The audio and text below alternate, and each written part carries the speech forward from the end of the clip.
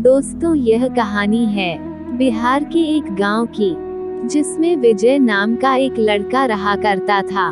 बचपन से ही पढ़ाई में होशियार विजय अपने मम्मी पापा की आखिरी उम्मीद था।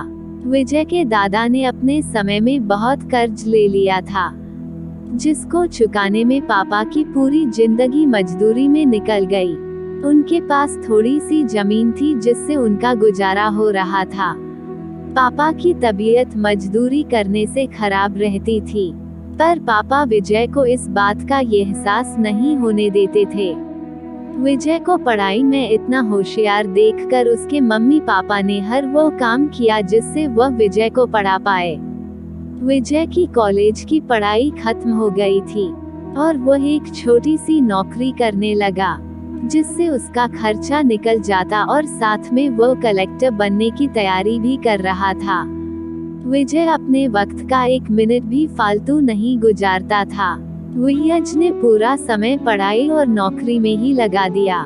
विजय के पापा को यह पता था कि वह कलेक्टर बनना चाहता है, इसलिए घर की हालत बहुत ज्यादा खराब होने पर भी उन्होंने विजय से कभी इस बात का जिक्र नहीं किया और न उसको अच्छी नौकरी करने के लिए कहा। लगातार 2 साल तक विजय पास नहीं हो पाया।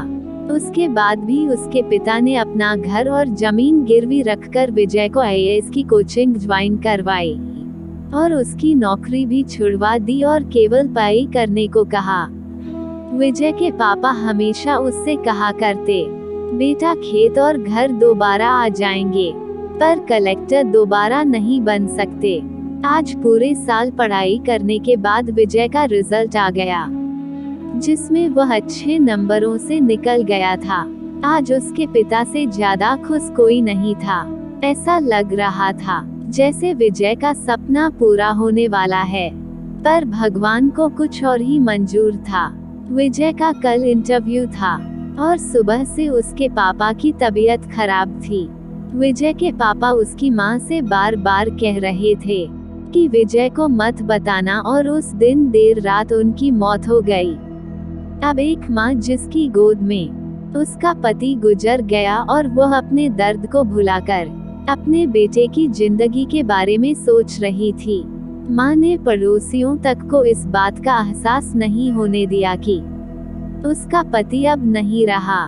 पूरी रात ऐसे रोई कि आवाज भी न निकले, और सुबह विजय जब इंटरव्यू देने जाने लगा, तब माँ और पापा के आशीर्वाद के लिए उसने माँ को कॉल किया।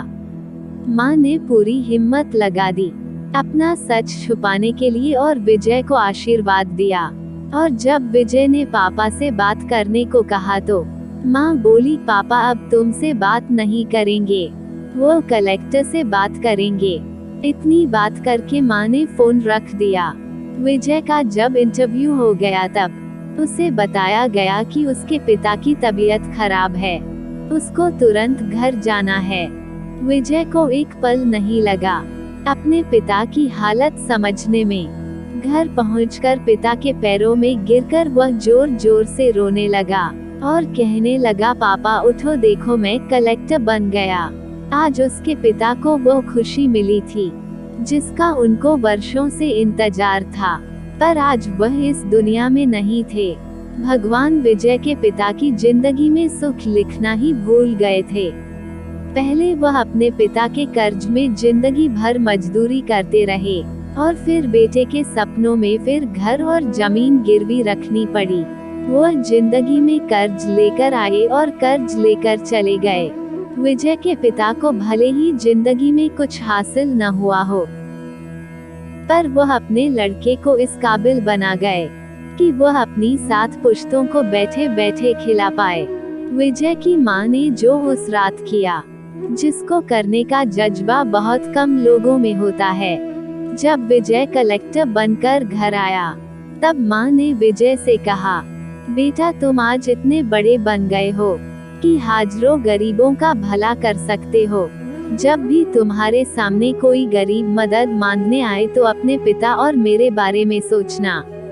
मैं तुम्हारे बराबर पढ़ी लिखी और समझदार तो नहीं हूँ, पर इतना जरूर जानती हूँ, गरीब आदमी की बहुत मजबूरी होती है।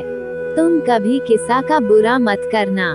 दोस्तों, इस कहानी से हमें यह शिक्षा मिलती है कि वक्त कितना भी खराब हो, हम उसे बदल जरूर सकते हैं। माँ और बाप के एहसानों को हम कभी नहीं उतार सकते हैं, पर हम अपने कर्मों से उनकी इच्छा जरूर पूरी कर सकते हैं। अगर आपको यह कहानी पसंद आई हो तो एक लाइक जरूर कर दीजिएगा, और आपको हमारी यह कहानी कैसी लगी हमें कमेंट करके जरूर बताएं।